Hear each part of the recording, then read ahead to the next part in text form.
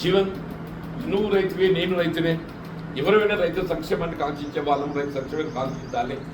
రైతు బాగుంటే దేశం బాగుంటుంది. మన ఆలోచన విధానం ఎప్పటికైనా నీ ప్రాజెక్టు నిర్మాణానికి కొరకు ఏదైతుందో నేను ఆలోచన చేసి వాళ్ళ మేడిగడ్డ నిర్మాణం చేశానే. వాళ్ళ అక్కడ పై తుమ్మడి వద్ద నిర్మాణం చేస్తే మనం ఆశించిన నీటి లభ్యత పొందలేకపోతున్నాం కాబట్టి నేను దిగువ తీసుకురావడం జరిగింది. ఇవాళ ఏదో మరి ఓ రెండు పిల్లలు కుంగిపోయినాయి, దాన్ని వదిలేస్తారే, దాన్ని పునర్నిర్మాణం చేసుకోవద్దా? వాళ్ళ SLBC Srisailam left back canal ఏదైతుందో నిర్మాణ దశలో అది కురింగిపోయి 8 మంది కార్మికులు అసలు భాషలు 8 మంది కార్మికులు అసలు భాషలు చెప్పండి. కానీ శవాలు కూడా వెలికి తీయలేకపోయింది ప్రభుత్వం. దాని నిర్మాణాన్ని ఆపిందా? మరి 2 పిల్లలు పోతే అసలు బ్యారేజ్ విలువ ఎంత జరిగింది? కాళేశ్వరం టోటల్ ప్రాజెక్టు 1,00,000 కోట్లు.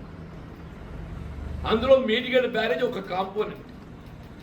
మేడిగడ్డ బ్యారేజ్ ఒక కాంపోనెంట్ మాత్రమే అంటుండే. దాని విలువ ఒక 4,000 కోట్లు ఉంటుంది. అన్నారం 2,000 కోట్లు ఉంటుంది, సుందిలో 2,000 కోట్లు ఉంటుంది. ఈ 3 బ్యారేజీలు కలిపి కూడా అంతా 8,000 కోట్లు 10,000 కోట్ల కంటే మించి కాదు. ఇలా కుడిగిపోయిన మేడిగడ్డ 4,000 కోట్లతో నిర్మాణం చేస్తే ఆ కొట్టుకుపోయిన 2 పిల్లర్లు అంతా 200 కోట్లు 400 కోట్లు కాదు. అంతా 200 కోట్లు 400 కోట్లు కాదు. అవి తిరిగి నిర్మాణం చేయాలని చెప్పంటే 400 కోట్లు కాదు. దాన్ని అట్లే పక్కన పెట్టిండు. ఎందుకు పడుకోబెట్టిండు?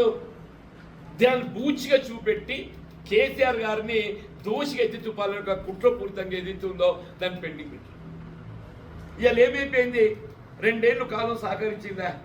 మన కరువు కనవలేదు. రేపు కరువు రాబోతుందని మొత్తం వాతావరణ సూచికలు అన్నీ తెలియజేస్తున్నాయి.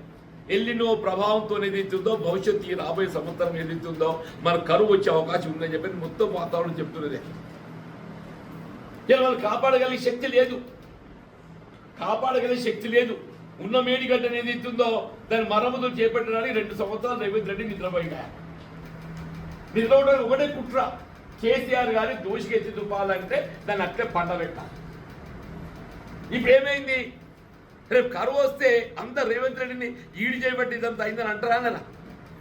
ఇప్పుడు రేపు జగిత్యాలకు వస్తున్నారు కేసీఆర్ గారు అని చెప్పని ఆ సభకు ఆవాసిపోయింది.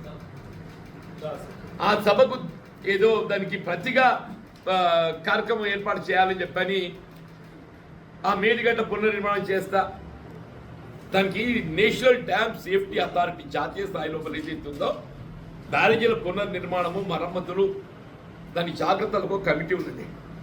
వాళ్ళు రిపోర్ట్ ఇచ్చి సంవత్సరం అయింది. వాళ్ళు రిపోర్ట్ ఇచ్చి సంవత్సర కాలం గడిచింది. ఏప్రిల్ 2025 ఇచ్చిన రిపోర్ట్.